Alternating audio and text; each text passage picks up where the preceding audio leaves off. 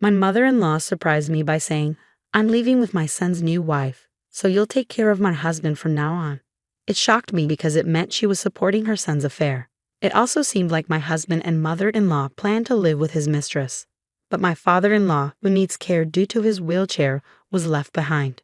Feeling torn between anger and responsibility, I couldn't abandon him. Just when I felt lost, my father-in-law suddenly stood up. "My name's Linda, and I'm turning 30 soon. I've been married to Tom for 3 years.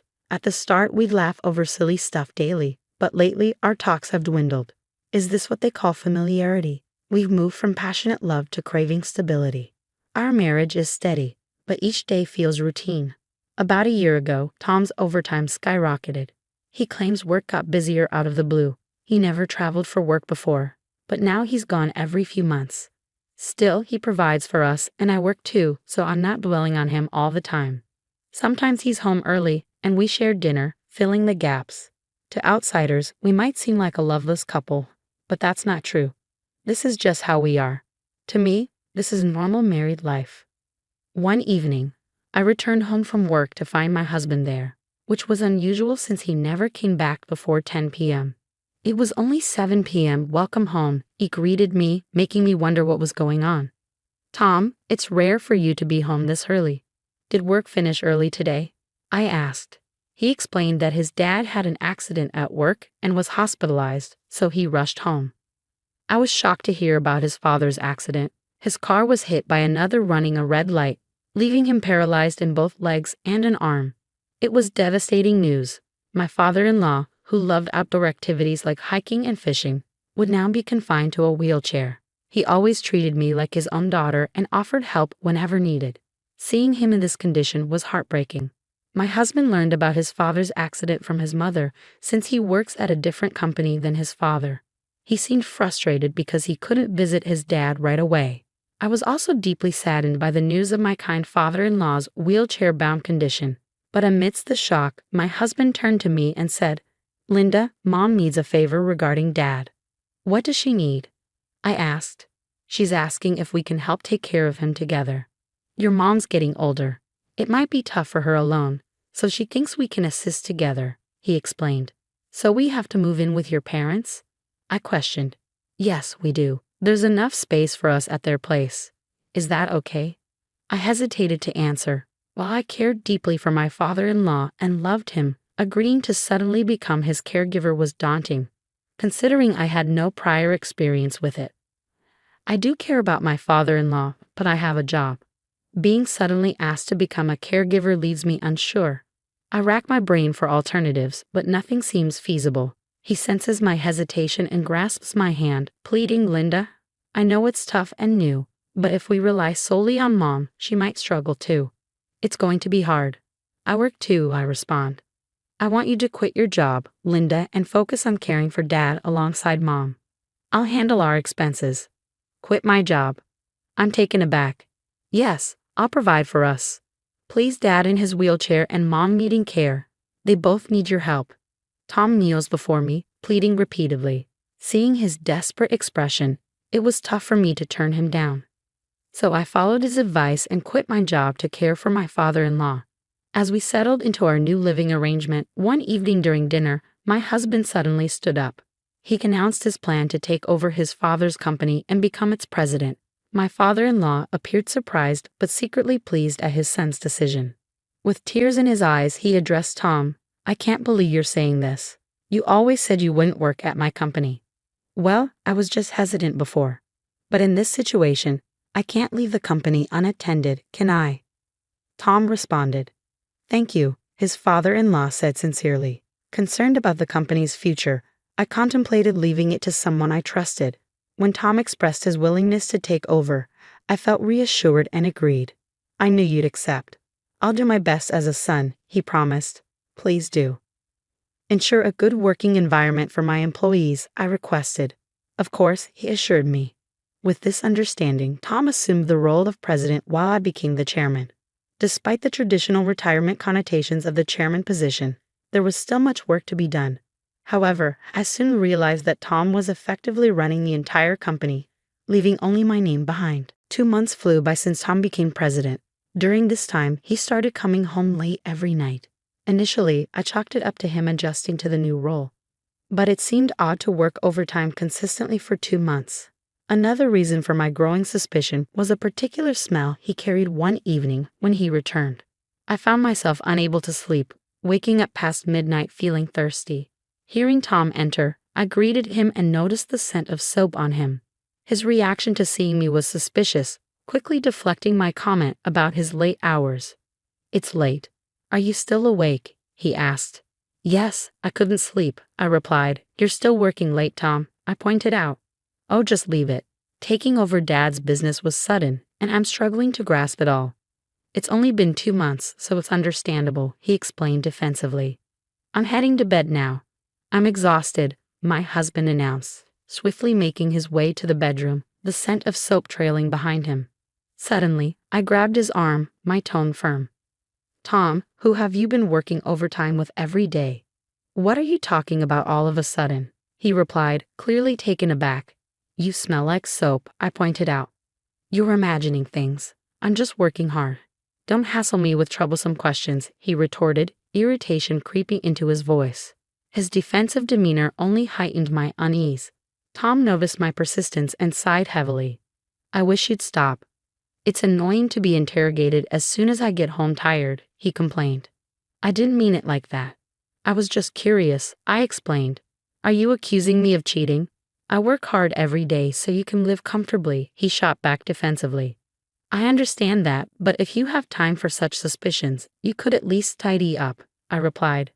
"I don't have time for that," he snapped, stomping upstairs with deliberate noise. As my husband entered the bedroom, he turned away from me and buried himself in his smartphone. Despite my attempts to apologize, he completely ignored me.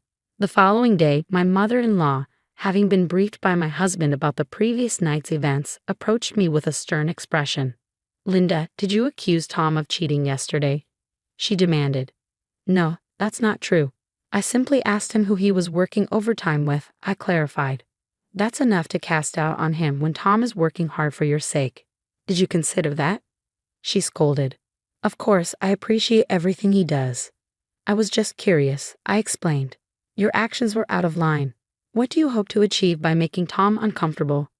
"It's not how a wife should behave," she lectured, dumping all the housework on me before storming off. Despite her facade of sharing household chores, my mother-in-law doesn't hold me in high regard. In reality, I'm the one who handles all the housework and cares for my father-in-law during the day, while she conveniently finds reasons to be out until evening. My father-in-law, who spends most of his time in his room, remains unaware of my mother-in-law's frequent absences.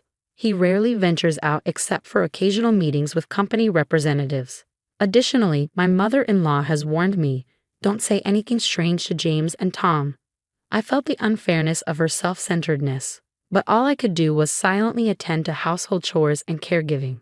However, what kept me going through such a mundane routine was largely my father-in-law's presence. Each time I assisted him, he expressed genuine remorse. "Linda, I'm sorry. I'm sure you dislike caring for an old man like me," he would say. "Don't worry about it. I consider you my real father. Helping you brings me joy," I reassured him. "I'm grateful that Tom married someone like you, Linda," he replied sincerely. "Despite all the trouble I've caused you with my care, you still speak so kindly to me." "I'm a lucky man, father-in-law," I expressed gratefully. "I'm also happy to have such a kind person as my father-in-law," I added. Despite the discomfort caused by my husband and mother-in-law's behavior on many days, I found the strength to carry on because of my father-in-law's appreciation for me. My nightly routine involved helping my father-in-law get ready for bed and turning off the lights. Today, as I completed my tasks and returned to the living room, I was surprised to find my husband, who usually wasn't home at this time, sitting beside my mother-in-law. They appeared to be engaged in conversation, with my husband sporting a smirk. Sensing trouble, I braced myself as my mother-in-law spoke up, saying something that exceeded my expectations. "Oh, Linda, perfect timing. We need to talk," she declared abruptly. "Please take care of James here for the rest of his life," my mother-in-law declared abruptly. "What do you mean?" I questioned, bewildered by her statement. "Tom and I have decided to move in with his new wife," she explained casually. "A new wife?" I exclaimed, stunned by her sudden revelation. What does that even mean? Why is Tom silent? I wondered aloud. Without a word, Tom handed me divorce papers. I'm seeing someone else now, and we're leaving with Mom, he announced bluntly. What? I gasped, struggling to comprehend. I'm packing up. You deal with the divorce papers, he added callously. Overwhelmed, I collapsed in shock as they packed their bags and left without a second glance. Tears streamed down my cheeks in the silent living room. Suddenly, my father-in-law rolled in on his wheelchair. Linda, what's happening? Why are you crying? He inquired, concerned.